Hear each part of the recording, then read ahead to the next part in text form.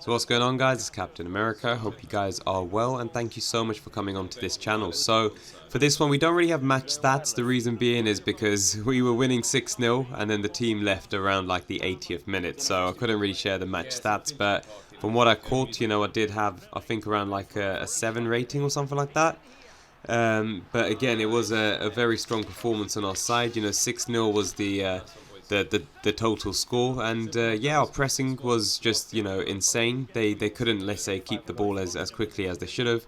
We dominated with our counter, let's say, attacking football. We do break quite fast, and you can see that in this video. And we did have the likes of Ant playing as the defensive midfielder, then myself and Yej as the centre midfielders. We had Super playing as a cam, and then we had X as well as Leo playing as a striker. And again, all the goals were fantastic. With Super, he's usually our striker, but he played as a cam, the flexibility to play as a cam on this, and he scored a fantastic goal for the 5th one as well. It was like a Zinedine Zidane, we were saying in the comms, so it was really, really cool. But again, generally, the team's goals that we had were fantastic. So a great performance from the team. And again, you can see that I'm playing as a central midfielder. I've been playing like that for a couple of games now.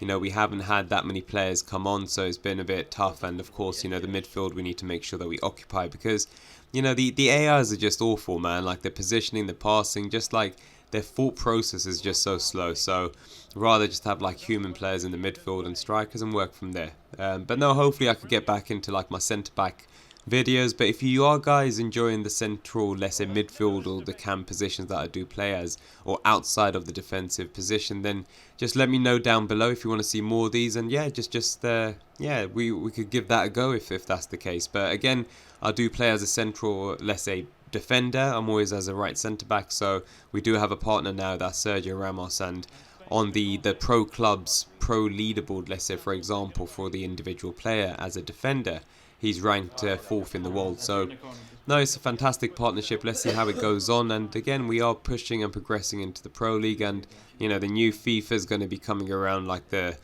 like literally in a couple of months now. So crossplay is going to be enabled. We're looking at hopefully signing some really good PlayStation or even Xbox players. So I do hope the crossplay side of things for FIFA doesn't like break the game. I think that's going to be something that I hope that it's not going to break in any ways. I don't know, I know of course there's going to be bugs initially with the game, but hopefully with crossplay now with all the platforms, it just doesn't break it further. So no, fingers crossed on that. And then yeah, again, the scouting side of things for us as we do progress into the Pro League, hopefully we do sign a lot of these key crossplay players playing in these pro leagues already, so we could get some more experience as we venture into this side of things. And yeah, the team that we have, we do have rotational players as well as first team players, but again, a very strong side. We've won the league, I think it was around like 22 times now, Division 1, but we have had some friendlies against pro leagues, and we've performed very well as a team as well. Of course, we've lost, against like these pro league teams. Again, we didn't have the strong teams as you saw in like my previous video, where it was a mixture of like a different club's team, and we were dropped into, let's say, the fire pit as we didn't, let's say, build a chemistry with them, so we didn't know like their play styles at all. So it was a good team performance from the boys, and a good learning curve, especially in the Pro League side of things and how these teams play. And we've adapted this with our style of play, and you can see the way that we've always played is very high pressing football. Like, we press all over the pitch regardless. We even if we get tired, then we strategically play a different play style. But the main, let's say, play style that we do adopt throughout the game is the high pressing or the pressing football with counter-attacking, let's say, play, and that leads to the goals that we score. It is a risk game, when we do go for the fast counter-attacking football with a lot of our men in attack, but that's why, when we do have like the human centre-backs, we do mitigate that. So no, do enjoy this game. And again, if you do enjoy me as a central midfielder, feel free to comment down below if you want to see more of these.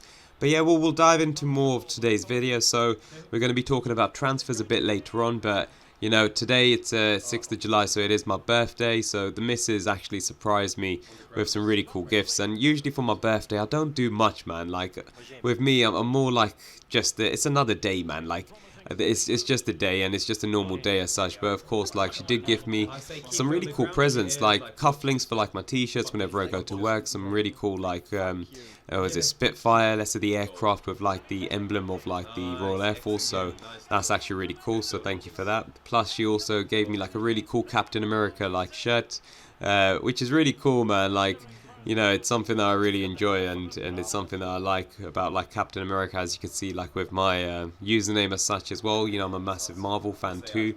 And then the most optimum present that she gave was also like, there's going to be a Liverpool shirt, of course, for the new season. So I'm thinking about what should I do for like the name. You know, I want to customize it. I've always customized names at the back, same with the numbers.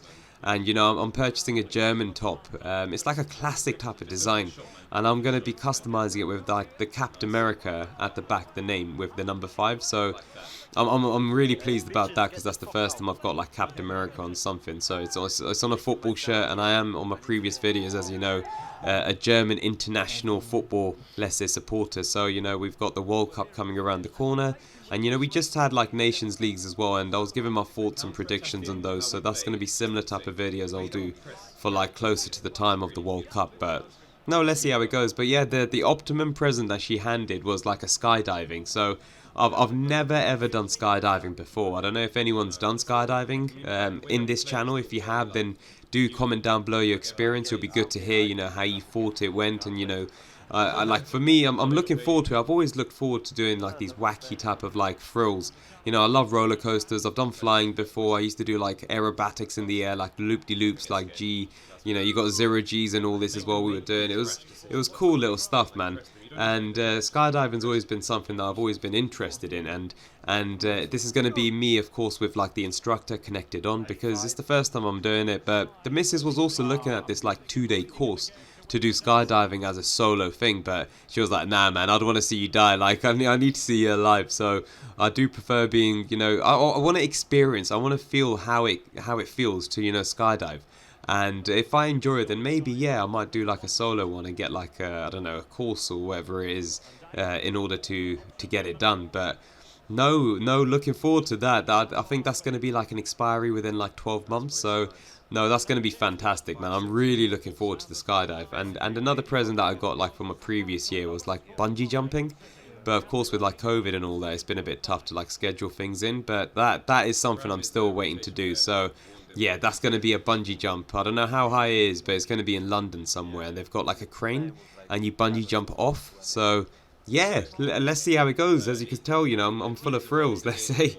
But yeah, talking about transfers then, and about the football side of things, and one of the main topics I'm going to be talking about is around, like, let's say Chelsea Football Club, and the names I've mentioned in my previous videos who they've been rumoured with. And you know, you got the likes of De Ligt, who's been rumoured with like Chelsea, but also now Bayern. But I don't feel it's a strong, let's say, rumour from the Bayern side of things. Yes, they did lose Schürrle to Dortmund, but you know, I think they still got a very strong, let's say, central back positions. But let's see, you know, you could always, you know, get like a world-class player that De Ligt is, or he should be. You know, he hasn't been in form, as I've stated in my previous videos, over the past couple of seasons now for Juve. You know, they didn't do well in the Serie A. You've got AC Milan and Inter that have just rejuvenated and, you know, grown. And I see them performing very well, you know, consistently over the next couple of years as well, AC and Inter. With Juve, they've always purchased like old, like retired individuals. So that's always been their, like, let's say, I don't know, like their strong weak point within like their purchasing powers. So let's see how that goes for Juve. But yeah, with Chelsea being rumoured for like De Ligt, Juve's put like a stamp, and they said, look, it's around like 75 mil, man. Like that's a hefty amount for like a defender to come along. Like, don't get me wrong, like Van Dijk, you know, fantastic player for Liverpool, and the value that he was bought for has shown with his performances. You know, Liverpool's been dominant at home, you know, rarely losing whenever he's playing, and he's always been like that leader in that centre-back position. De Ligt, you know, he's still fairly young, but again, he's a Dutchie, so it'll be really interesting to see if he does get purchased by Chelsea, how he will fall in line at the centre-back position. Again, it's a brand new league. He's never played in the Premier League, unlike, let's say, Van Dijk, who was at Southampton. But no, I think, you know, if Chelsea do buy him, of course, it does strengthen the back line. But again, the main issue that Chelsea have is their front line. They've always been fantastic defensively, but you know, as we've seen over the past couple of years now, you know, their strikers, their actual number nines, let's say, haven't performed to the standard that they should. You know, you got the likes of like Lukaku, who's now left for like Inter on loan. You know, he was so poor for like Chelsea last season, but he was fantastic for Inter the prior season. So, you know, awful buying for that. Same with Werner. You know, I don't know what happens with these Chelsea players, but they somehow miss like open opportunities. Even if they're on the line of the goal, they just miss it. I don't know what juju magic or like some voodoo magic has been done, but yeah, that's always been their weak point. You've also got Torres. Some may say that he wasn't a flop, but I say that he was, because, you know, he did miss a lot of good chances. One was like Manchester United's one. He got very lucky with the ball going over to him for like the game against Barca. Like where he was positioned, he was so far up. Of course, Barca were attacking because they had to get the goal.